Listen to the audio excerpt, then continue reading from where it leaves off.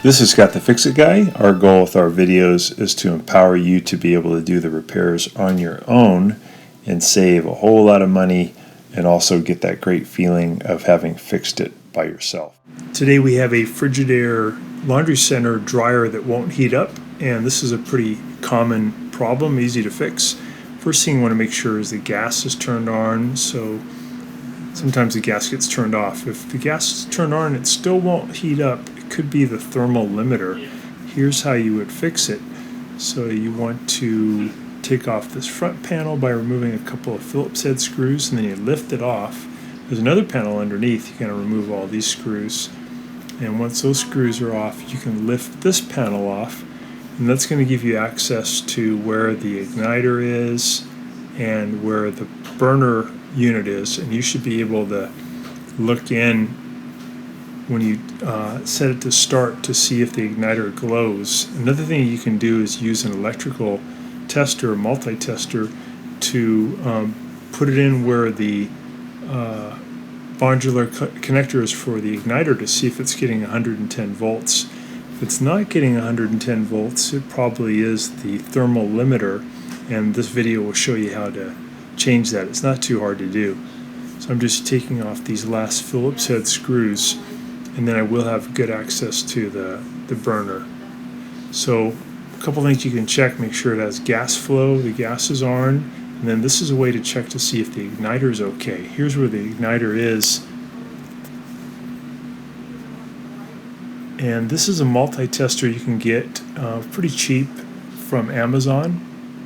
It allows you to check for voltage and for continuity. We're going to check for 110 volts AC. So we set it for AC.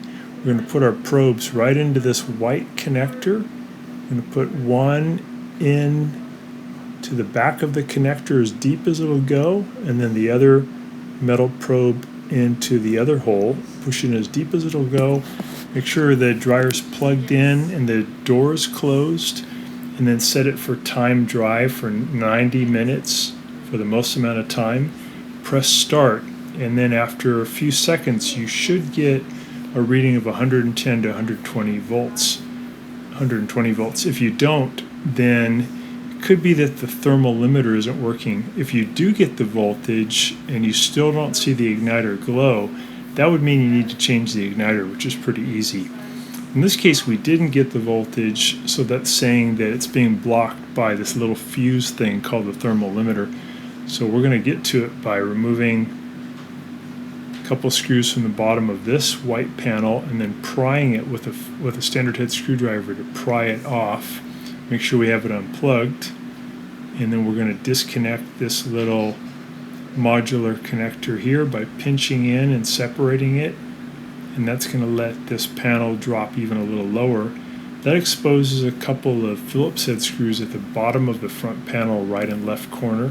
We're going to just zip those out. They're a little bit smaller than the other screws, so you want to keep track of these too. They're kind of special just for the bottom panel. At the top there are 4 screws of the top panel that we want to zip out. And if we get those all out, then we'll be able to lift up and pull back on the panel. And once we get that panel off, we're going to be able to get the tumbler out, so we can get to this, pull this front panel off, so we can get to this thermal limiter that probably blew. So we're going to reach in and we're going to disconnect the belt by pushing in on the pulley and pulling it off the motor pulley. And then we want to remove this top panel by removing about 6 screws that are holding it on. That's so that we can lift up on the back of this tumbler by about 4 inches to get it off of the rear bearing, and we can pull the tumbler out. Once the tumbler's out, it's going to expose the thing we have to get to, this thing here, which is the thermal limiter. The thermal limiter is the one lowest down to your left. Here's a link to it. We'll put this in the description below too. These are pretty cheap from Amazon, or a lot of other part stores have them. And when these get too hot, they blow and they cut power to the heater. So you could test it with your multi-tester, do a continuity check just to make sure. But if it is blown, you just pull these wires off, and then use a Phillips head screwdriver to remove it, and then put the new one in with the Phillips head screwdriver, put the wires back on, and then we can just do a reassembly. So that's a very common thing that can burn out due to usually a clogged vent tube. So I'm putting the top panel back on. I've already got the tumbler back into position, and I put the belt back on. So I'm putting the top panel back on, put the control panel back on, and now I'm going to put my multi-tester back into those holes just like we did before. I'm going to plug it in, set it for time dry, and make sure that the door is closed, and then I'm going to see if I get voltage. And with the thermal limiter replaced, we should get voltage, and we should get the igniter to start to glow, and then we'll get heat. So here it is glowing, and when it gets hot enough, it'll let the gas come in, it'll ignite the gas, and you'll be back to drying again. Make sure you do clean your vent tube so it doesn't happen again. Thanks for watching. Thanks so much for watching our video. We really appreciate your support.